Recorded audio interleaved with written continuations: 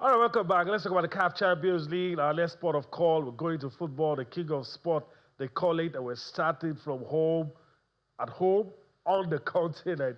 Talking about the CAF Champions League, Nigeria's representative, Rivers United, will be in action over the weekend. And of course, we're trusting and hoping, as we always do, that they'll do well. There you have it. Of course, Aris Mikane will take on Power Dynamos in the Pyramids of Egypt will be up against Rivers United. That's Rivers United, Nigeria's sole representative as it is now. And I mean, also, I know we had a conversation about this a while back. It's not going to be easy to really discuss extensively because you might need to see a game or two. Of course, we know Rivers United in and out. But the dynamics begin to change after a game or two. But of course, you have to accept that over the past few years, Rivers United have been consistent. Will it be enough on the continent? It's not been enough for any Nigerian club for the past few years. Maybe Rebel Stars and Eima did a few things. But I'm hoping that they'll be able to navigate from this group. Maybe I'm talking too far, but after a game or two, we might be able to see whether or not they will be able. But in terms of stability and everything, I think they have that. But they don't have a pitch. They do not have a playing ground. That's a big problem. And each time it worries me, it doesn't worry anybody in the entire Rivers State that a big team as Rivers United that has been consistent on the continent for about the last 3-4 seasons. It's not enough, Yemi, to have a standard calf playing pitch. It tells you the story. I'm close to Finidi George. I talked to him. I love his philosophy. I think he's an intelligent guy, irrespective of whatever happened to him with the Super Eagles job. I love the class of 94. I think they are top professionals. Nobody can come between me and that, respect that I have for the class of 94, all of them. So I've been looking at this Rivers United team and the level of consistency they are trying to achieve and the confidence they use in playing as a team and the fight, the hunger, the heart that they use to play football. I can tell that it's just only someone who understands and from the class of 94 that is trying to instill that same philosophy into them. I was confident the last time out that they were in a competition and the way they left, it hurts me so bad as a Nigerian. This time, I don't know. I'm not expectant here, but I feel that with the vibes that they've shown, they might just get us talking. I want a way to start against Pyramids. That's the right test. Yeah. Looking at the fixture, I was like, just now, we are here again talking about the CAF Champions League.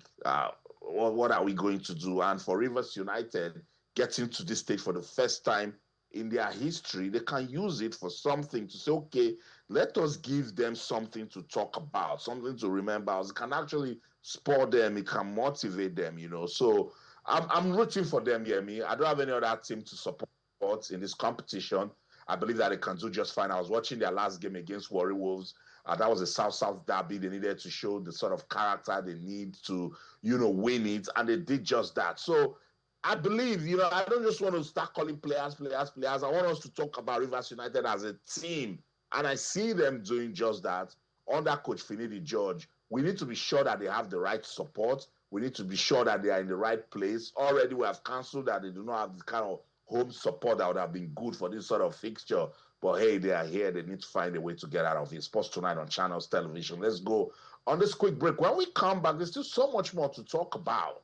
Don't go anywhere. Stay.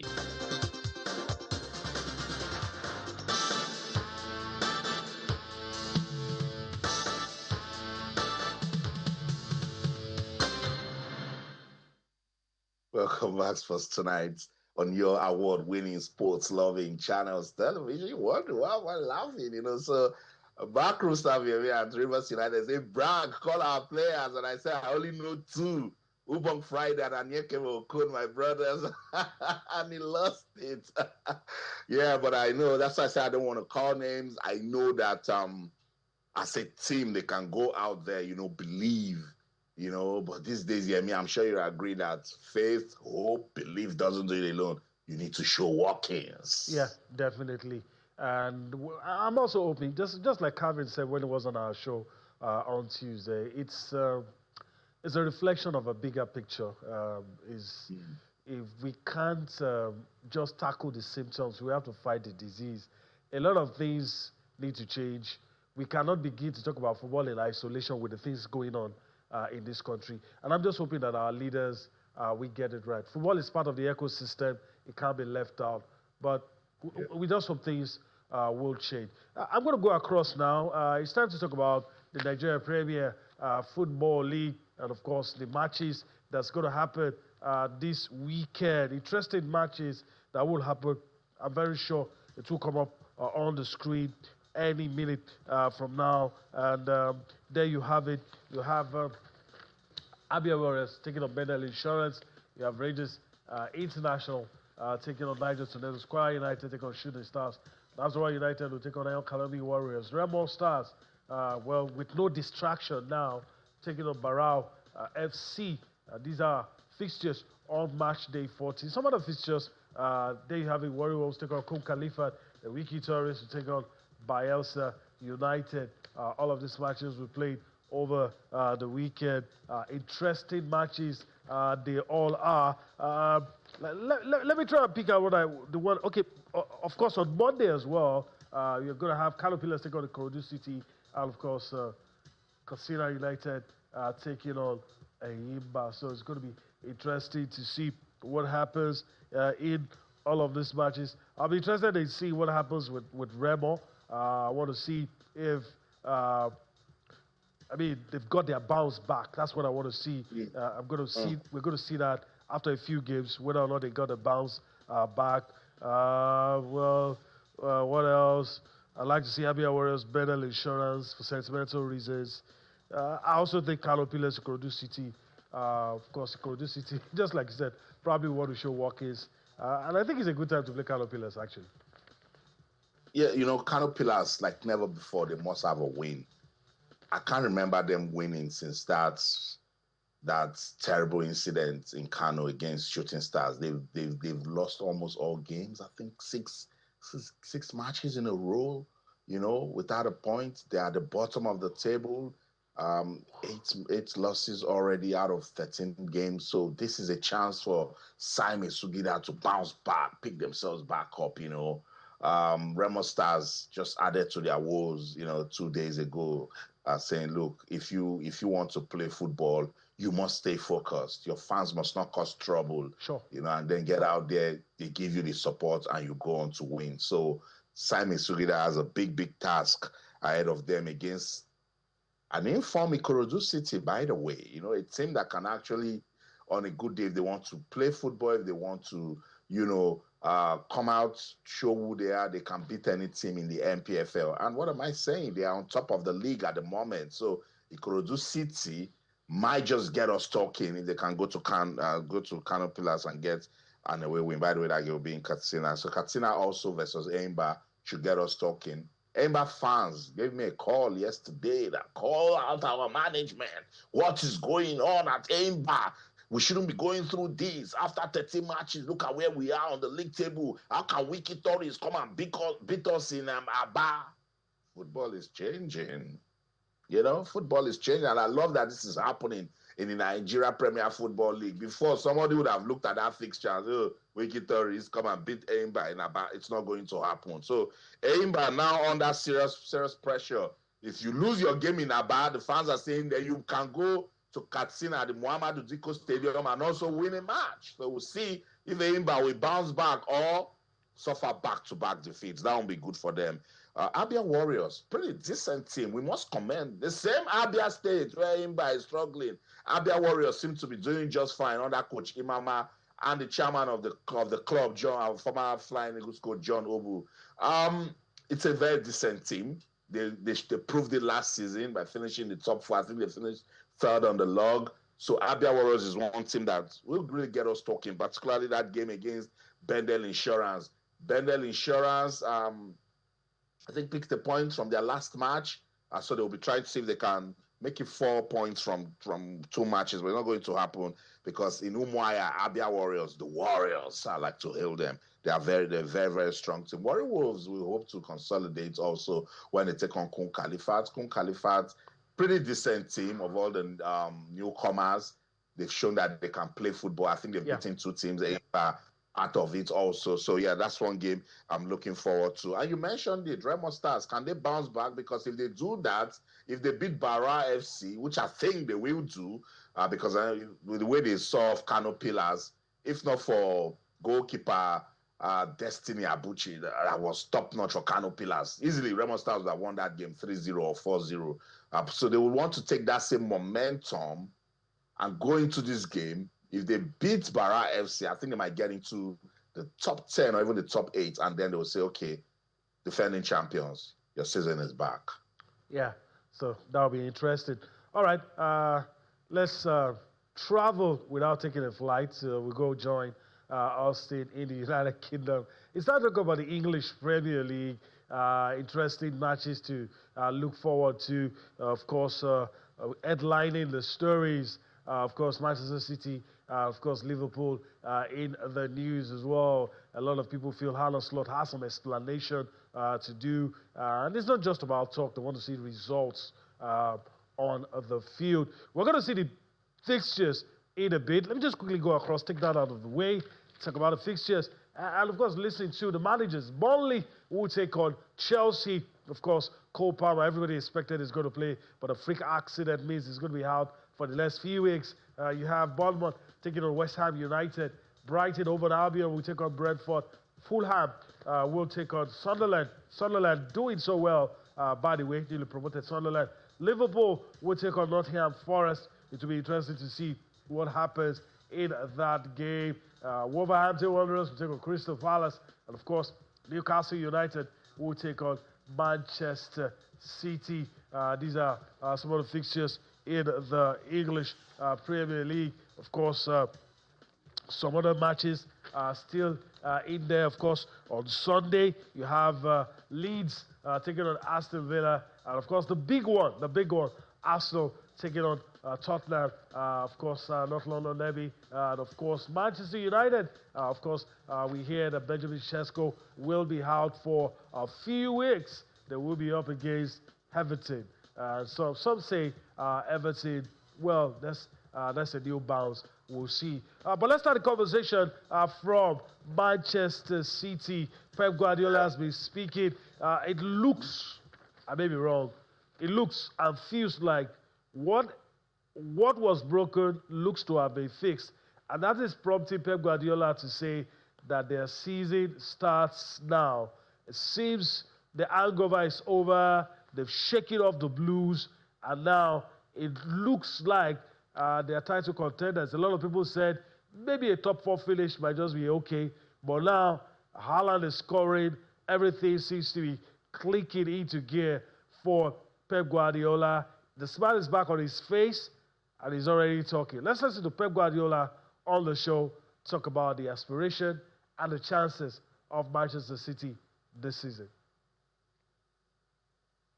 Last season's not just this season. I guess so impeccable in many things. So the feeling that I had in the past when we fought incredibly against Liverpool, I had the feeling that we'll not drop much points, and if they can take a lot of distance, it will be difficult to catch up with what's similar like Liverpool last season. And after that, you play. I had that moment, experience we have in our careers, and we take advantage for 9, 10, 12 points. You play that games more easier, nothing wrong happen if you drop points, no? And the other ones from behind have to put incredible pressure, and that's why when the distance is too big, it's more difficult. But at the same time, we are in November, and in November, in this league, nothing defined.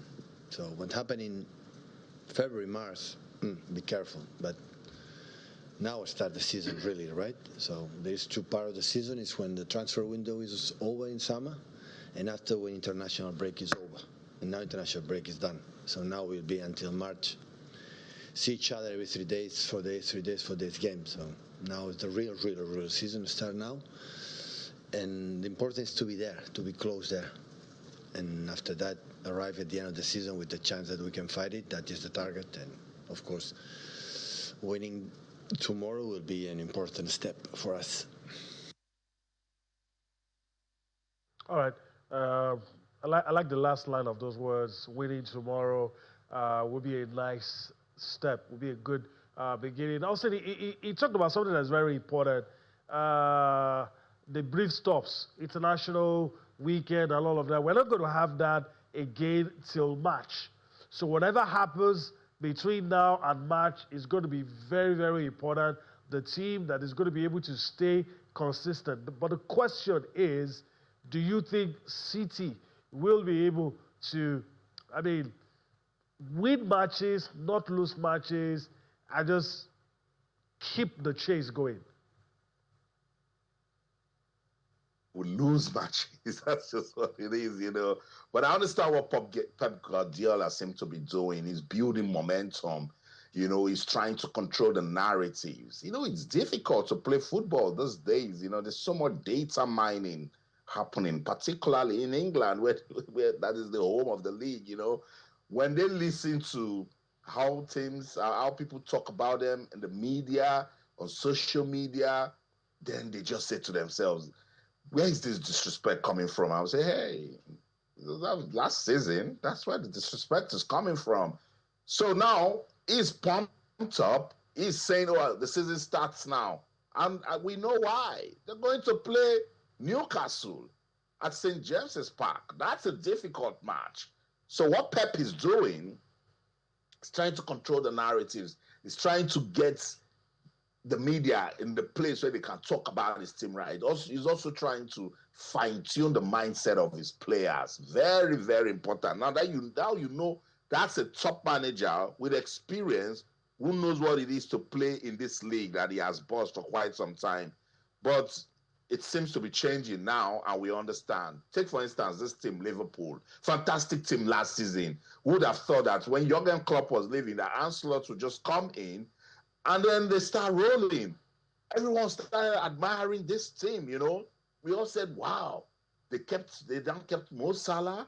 They kept Virgil van Dijk, And then now, he's not getting those sort of results anymore, and everyone seems to be asking questions. I'm saying, why? When you win the league title, you become the team to beat. When you sign big players the way the Reds have done, then you must give that team time for them to gel, And against Nottingham Forest, they need to be careful because that's a potential, tricky match, particularly at Anfield. Nottingham Forest can actually go there, pick inspiration from some of the results that have happened there, and then go on to win them. So if you check Arne Slot these days, the way he spoke last season isn't the way he's speaking this season, because football can teach you to be humble, Because there's no way we'll see that sort of play from Liverpool, even with all of the monies that they spend, the players that have come in, just strength, leaving to Real Madrid, and God bless his soul, Diogo Jota passing on. You could tell what it has done to this team, because that's the good job he did. He built a team. He made them solid. He made them compact. He made them play with a unity of purpose. That was what we saw with Liverpool last season. But Mo Salah cannot play the way he played last season, unfortunately. So the new guys can now get into it, click, pick, and then maybe we'll see what they can start doing from there. But hey, none of this analysis. Let's just remember that only 11 matches have gone down, me. So we're just getting into week 12. There's still loads of football to be played, isn't it? Yeah, I agree. Loads of football to be played, so we'll see what happens. And the question really is, when you're looking at Liverpool these days, it's not just the results, it's the performance. And you can understand why people are skeptical. But why are they skeptical? Who doesn't want to win? That's the problem with winning. When you win, it gets very difficult to keep it. Arsenal was a good team, Yemi, but I'm sure you don't like the way they played against Sunderland. But the problem is people don't look at those other teams, particularly when you're playing small teams. Now, Liverpool fans will easily just say they're going to beat Nottingham Forest. But go look at them with their last 5 matches, and then you understand that They're a team trying to fight and get back their season, because with everything that they did last season, they wouldn't just want Liverpool to just use them to shine. And they've also seen a bit of their struggles. Liverpool, they are 8th on the log with just 18 points. As I said, it's 11 matches that have played. But look at Arsenal up there with 26 points. Now, Sunderland, newly promoted team, seems like the team that cannot be beaten this season. And the way they fought Arsenal in the last game, and the way they showed that, yes, they can push any team, you know what I mean? That's why we must forgive Liverpool. That team went through a mental surgery. What happened with Diego Jota isn't easy to just go by. And then Trent wasn't just a defender at Liverpool. He was the creative hub. He starts attacks.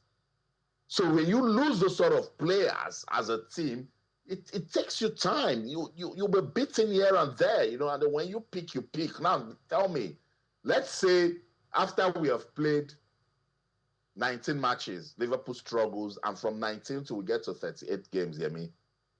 They pick up season. Do you know they can still win the league? Yeah. Compared to a team, I don't want to call names, or you know, one of those teams. I will win, start well, so well. Now we've been through all this before. And then when it matters most, they are now not winning. So let's brace up. It's not about Liverpool. All of them go collect. Man City, Manchester United, for instance, now, they would like the place where they are with their football, but they shouldn't be carried away. Their problems aren't over. That's what I'm saying, that this league, it's going to stun a lot of people, because even the smaller teams now, they've understood that, look, if we play good football, it goes beyond making our fans happy. As a team, we get better. And I think that's the motivation, you know what I mean? Yeah, I agree. All right, since we've been talking about Liverpool, let's listen to Arne Slot, the Liverpool manager, of course, giving an explanation, and of course, letting the fans know that the work is in progress. For us to remind him every time possible, because of, like I said, the person and the player he was. But it's impossible to measure what it does to the players, and then to measure what it does to our results. So the last thing I would do is to use it as an excuse, because I don't know. What I do know is that we miss the player. That's 100% sure. And we also miss the person, but I cannot measure what that has an impact on our performances, let alone on our results. So that's impossible for me to say, and we will never use it as an excuse, because that doesn't feel right. Alisson trained last week and this week, so he will be able to play tomorrow if things work out well today again. But we do have some issues after the international break, unfortunately. So Conor Bradley is not able to play. Florian Wirtz is not able to play. All right, Arne Slot, of course, explaining some of the things that have been happening, and how it has affected the team, and how he hopes the team can move on from the things that have happened, put it behind them, and begin to get the results. All right, so Austin, let's use the few minutes we have left to talk about another very, very important game between Arsenal and Tottenham. Of course, the rivalry, I mean, is always there, but contrasted fortunes for both teams. Looks like Thomas Frank still struggling with getting the right balance at Tottenham, whereas for Mikel Arteta, a lot of people feel, probably with luck, that's the only thing that is not in his hands. They should be winning the title. No, those are two different, managers going through two different eras. Thomas Frank is new to this club, and I think he should be proud. That's why I said Tottenham, the least they want to do is put Thomas on pressure, because he needs to relax. He needs to know this team. He needs to, build his own philosophy. Let the players start playing for him. They're fifth on the log, I think, with 18 points. That's not bad. Remember, even Postecoglou started so well but ended so badly. So they should try so hard to avoid that. When you cross to the Emirates with Mikel Arteta, man has been with this team for quite some time. The man has been through so much.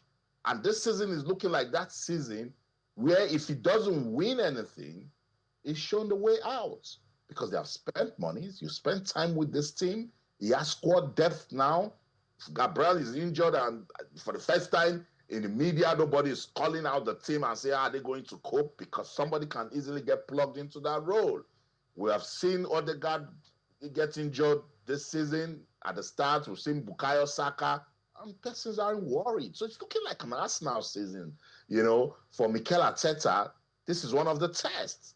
The North London derby comes with so much expectations, particularly when it's Arsenal playing at home. So, yeah, I mean, this one, the media, they've given it straight up. Every local media that I've listened to with this analysis, they've written off Tottenham. They say, oh, it's going to be a straight win for Arsenal. Arsenal will use this to consolidate on their season. I completely agree when people are talking about Arsenal the way they are because they're enjoying good form. But these three that is in Arsenal's garden, it's not yet producing fruits. When it starts producing fruits, then we can tell if it's those that will be edible, Yemi. Okay, all right. I guess that's a good place to leave it on the English Premier League. Let's take a breather. You see us in a few seconds.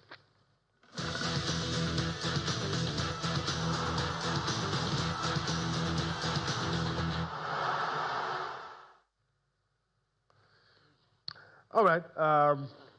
Well, I guess we're really out of time, but maybe just a few seconds. You talk about Thomas Frank and the need not to put him under pressure. So probably in 30 seconds, what do you think? Daniel Levy is he has stepped back. So maybe there's not going to be anybody wielding the axe anymore. But what kind of performance can keep Thomas Frank on the job? I think it should still try to have them play in Europe. They won the Europa League last season. How football did it, we still don't understand. We're trying to solve that mathematics, and the X is not meeting the Y, and it is not giving us the answers we want. But hey, they got the Europa League, so that should motivate them. As I said, the few games I've watched Thomas Frank with Tottenham, it's not a bad coach. It's just a coach who is going through, what can you do for this team? And when a club is looking at you that way, there's no way it's not going to put you under pressure. He's not Liverpool and Arsenal. Who are the big players in Tottenham? They're still a bang-on average team. So that's why I said no pressure. So if he can finish in the top 6, I think that's good. But he needs to also win some of those sort of matches that you say, can Tottenham win this match? And it starts on Sunday with the North London derby. That's the show. In London, I'm Austin Okonako, and in everything you do, remember, keep talking sports. Bye for now. It's a wrap here in Lagos as well, the last one for the week. We hope you've enjoyed everything we've brought to you. We want to leave you with a report put together on the book launch of course, lawyer, sports administrator, and a football enthusiast, Godwin Dudu-Orumen. Enjoy the report, and of course, we'll see you next week. I'm Yemi Adebayo. Bye-bye now. It's a gathering of businessmen, legal luminaries, sports administrators, entrepreneurs, and seasoned sports journalists, all for Godwin Dudu-Orumen's book launch titled Sports, Politics, and Power. It's part of the caprices that characterize decisions in our sports arena. I know someday that the titans of our turf and track, the administrators, the heroes of our field, will come good. I welcome you to this unveiling. This is not just another book launch. It's a reflection of the current happenings in the nation's sports sector, coming at a time when the Super Eagles of Nigeria missed out of the 48 teams that will feature at the 2026 FIFA World Cup. Nigeria not qualifying for World Cup is talking about a huge loss. I also associate with the media industry. I am a director in media monitoring, so we monitor adverts, so we know the loss. We are losing because of it. It's time to know what the book is about. Sports, Politics, and Power, My Perspectives, is a national gift. It is reflective, forceful, yet gentle, humorous, painful in parts, but always profoundly illuminating. Your Excellency. Your Excellency. The moment is here. The formal unveiling of the book. We have to be the architects of our own future and fortune. For too long, we've left the flotsam and jetsam to take over the future of our country in every sphere. So, Dudu, I thank God for your life. I thank God for your immense successes. For any book written, there is always an inspiration. It will be a disservice to Nigeria and humanity that such a brain with so much knowledge will just be working. And we know that human beings are not immortals. So I was actually one of the people who encouraged him on here. I said, Dudu, you need to write. The pressure came quite strongly. They said, oh, Dudu, you can't go to your grave with all of this knowledge, experiences. Share it. So one day I woke up and I decided to give an account of sports in Nigeria since 1968, when I could comprehend things, because I was already in secondary school, to today as a fan, as a journalist, as a sports man who has a law degree, as a marketer, and as a promoter. So I see sports from about 5 different angles. The challenges, the good sides, what could have been done differently, and what could be done to get us back to good old days. What impact will this book have on the restructuring of the sports sector? It really tells his story. It certainly would impact this generation and the generations to come, because he's been at the heart of it. He's been at the heart of change. He's been at the heart of it, even in the face of battle. I think it's a book that our sports administrators should read, including I, who is speaking. I will be getting a copy. Every journalist should have it. And Dudu, everybody that came here today, the commendation and everything they had to say about it was constant. Nobody was mincing word. And that is what we ought to emulate. This is something everyone in sports should hold, because Dudu has clearly opened up the ills of Nigerian sports, and he also leaves us with prescriptions on how sports should go. Well, no government has taken sports as one of their priorities, so nothing has happened up to this point. However, captured in a book by somebody who has been in the system for so long is intriguing to me, because I want to read his own perspective, his own views about how this can be activated. The moment I'm so happy that someone as erudite as Dudu-Orumen can put together a piece like this. And I suppose that if sports administrators were here in large quantity, especially the current one, they would have been able to gather enough information to know how we are going to re-engineer our sports. From the observation of the people gathered here, sports can only thrive in Nigeria with deliberate investment and the right policy.